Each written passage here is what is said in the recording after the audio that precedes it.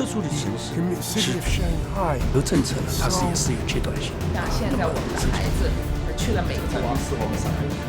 My friends met in Shanghai, married in Shanghai. Because what is in the need of Israel is in the capability of China, and what is the need.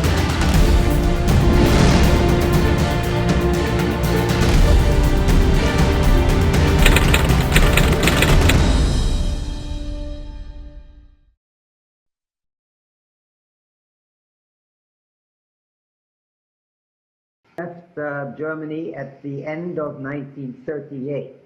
Are you familiar with the term Kristallnacht? Yeah, I heard about that. That was November, the night of November 8th, I believe, yeah. 1938, when the Nazis went to all the Jewish shops and smashed their windows.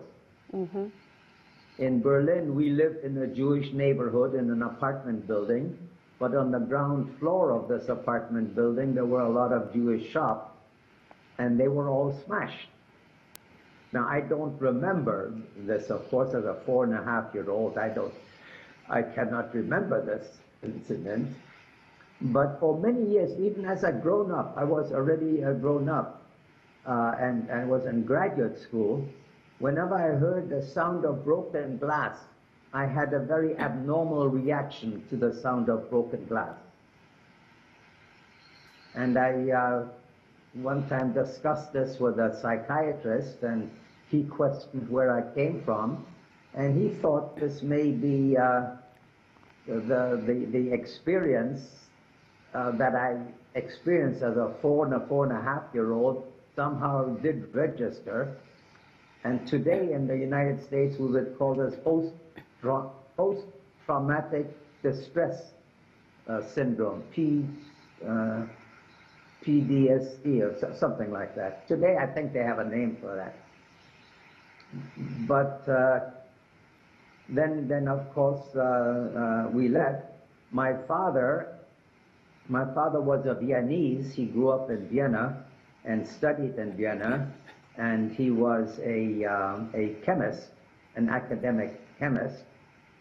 But near the 1938, when Hitler marched into Austria, I think it was in March 1938, my father being an Austrian, he was also now exposed to, he lost his job in Berlin. He worked in a sugar factory in Berlin as a chemist.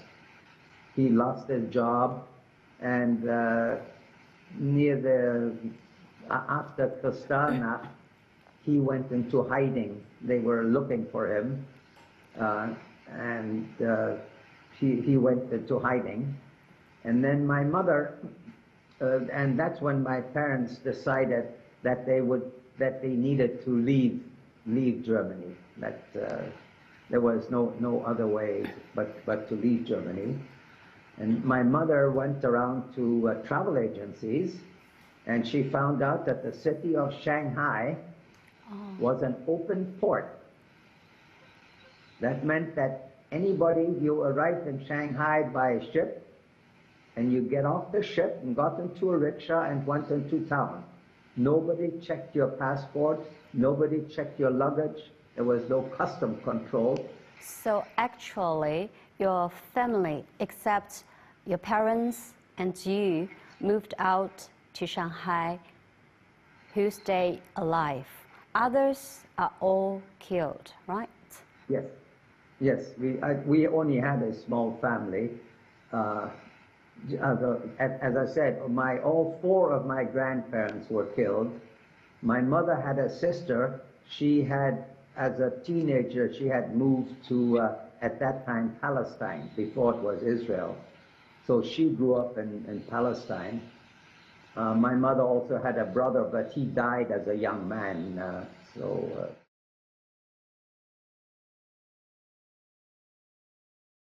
The 4 of us, we went back to Shanghai for about 2 weeks. Not to Shanghai, we took a tour of the Yangtze River, and we spent about 4 or 5 days in Shanghai. That was a very dramatic experience, at least for me. Of course, we went back to the ghetto, and the house that I lived in was exactly the same as it was 60 years before. An amazing experience. Would you please tell us more about that visit? That visit? Yeah. Well, it was just a very emotional visit to go back to where you grew up. We went, of course, back into the Shanghai ghetto, and I found the house that I lived in, and then the people who lived in that house were wondering what we were doing there. I happened to have a photo album with me with a picture of myself standing in front of the house. Once they saw that picture, they knew exactly who we were, and they even invited us up into the rooms that we lived in 60 years before.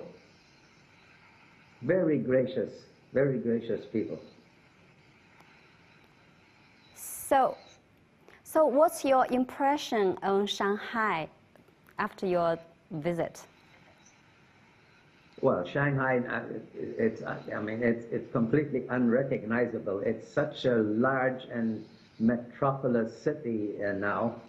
But the Chinese government is preserving the Shanghai ghetto. At least 10 years ago they were. There's still there's a Jewish museum in the ghetto. And earlier this year they even they built a copper wall with all the names of all the people who lived in Shanghai carved into the wall. That's part of the Jewish museum, and that's being preserved by the government. I believe it's the federal government, and I don't know what the who is paying for this. I'm not sure, but whether it's federal or just the city of Shanghai, I don't know. And just outside of the ghetto, there is a park. In those days, it was called Wayside Park. The street that we lived on was called Wayside Road. Today, it's called Ho Shanglu. But those days, it was called Wayside Road. And the park across the street is called Wayside Park. And there is there's also a plaque dedicated to the Jewish community who lived there during the war, during the Second World War. So, Peter, have you ever tried to do something to boost the Jewish and the Chinese relations? I belong to for about a year, I belong to an organization here in New Jersey that's called the Holocaust Council. And they take Holocaust survivors and they send us out to talk about our experience, our Holocaust experience, to different schools. So about once every 2 weeks, I give a brief talk at a high school or an elementary school to young people, to students, and describe my experience in Shanghai, growing up in Shanghai. So that is probably the most active role that I play in describing my experience with China, or my experience within the city of Shanghai.